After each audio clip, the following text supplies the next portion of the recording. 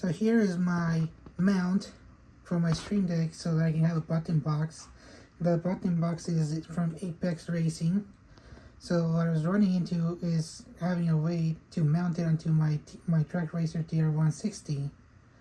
And I had another mount that I would have it mounted right there where those T-nuts are at. But the problem I ran into is that I couldn't be reaching down while I was racing, because if I do that I could crash or just spin out. So my solution was just to tap some threads into this side of the TR160 rail, just like that right there. I'll show some pictures after of how my mount looks like.